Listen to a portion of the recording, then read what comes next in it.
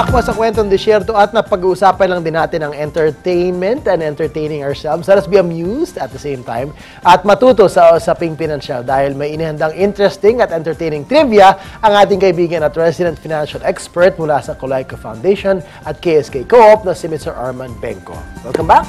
Yes, at magandang araw sa mga kababayan natin sa Gitnang Silangan. Magmamagic ka rin? Walang magic. Pero meron ka raw mga interesting trivia na mala punchline. Yes. Ang baon mo.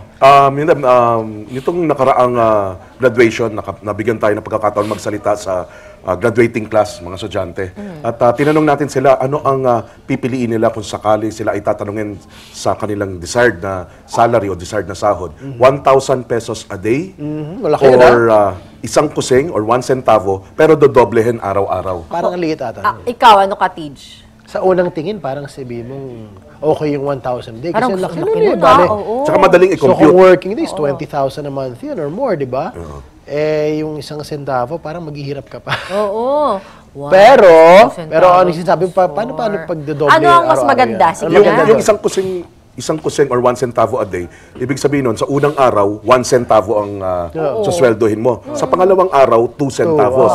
Sa pangatlong araw, 4 centavos. Sa fourth day, 8 centavos. 16 centavos, 32, 64. Dumodoble ng dumodoble. Mabilis yun, So yung 1,000 pesos a day, pagkatapos ng isang linggo, 7 days, may kinita siyang 1,000 for the 7th day or a total of 7,000 for 1 week. Yung 1 centavo a day na dinodoble araw-araw, para sa sa ikapitong araw, ang sinuweldo niya 64 centavos.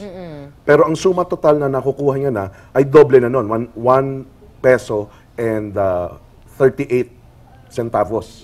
Na doble na yung 164. So sa una, makikita mo talaga na lamang yung 1,000 pesos a day. Pero after 14 days, yung nagwa 1,000 pesos a day, meron siyang 14,000 pesos. Already? 2 weeks? Yung 2 weeks, yung 1,000 pesos a day. Kasi 14 correct. days, Okay. 14,000 pesos. 1,000 a day. Okay. Yung nagwa 1 centavo a day, on the 14th day, ang total na sinusweldo niya, 163 pesos na. Ang layo-layo pa rin. Malayo pa rin. 2 weeks pa lang, kulang pa siguro sa pamasahe or sa 14th day. pagkain niya. On the 28th day, another week, 28,000 na yung 1,000 pesos a day, dahil 28 days na, yung sumasweldo ng 1 centavo, dinodoble araw-araw, umabot na ng 20,500 for that day. So halos magtatapat na sila.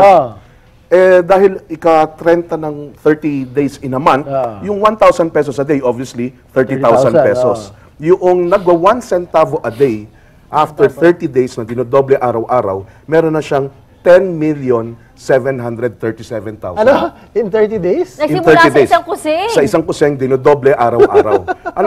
Bakit maganda yung trivia na yan? Yan yung konsepto ng yung sinabi ni TJ off the air, compounding.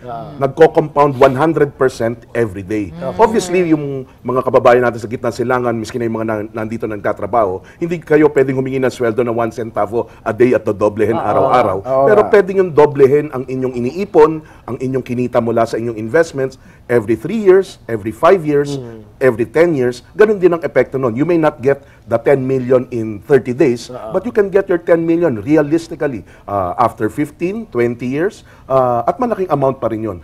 Kumpara naman sa after natin magtrabaho sa Gitnang Silangan, after the sacrifices, pagbalik natin after a few months, babalik din tayo back, imbis na maka-back for good tayo. So yan, nakikita natin dun sa screen natin yung diferensya o pagkakaiba ng 1,000 pesos a day at yung kino-compound na nag-umpisa sa 1 centavo hanggang sa ika-30th day. Galing. Naman pala. So, yun yung pag-stress yun na importansya ng pag-ipon at pag-invest ng iniipon ninyo. Pag-invest.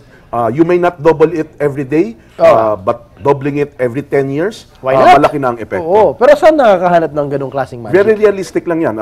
Miski na wala tayong graphics, additional trivia para sa inyo. Sige. Para malaman nyo yung kung gaano katagal bago dumoble or anong porsyento, yung baka nabasa nyo na, yung rule of 72.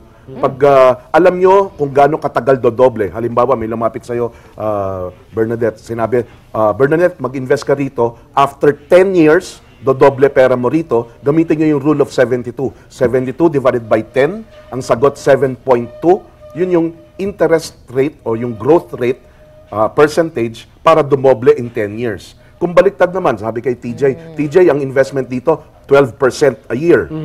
Rule of 72, 72 divided by 12, kung anong sagot, 6, that's the number of years kailangan para dumoble yung pera mo at 12%. Okay. So, yung rule of 72, magandang gamitin yan para every time merong inalok sa inyo, malalaman nyo kung gano'ng katagal or gano'ng at what percentage dodoble ang inyong investment. Hindi magic yan, lahat yan Totoo yan. Lahat yan ay arithmetics.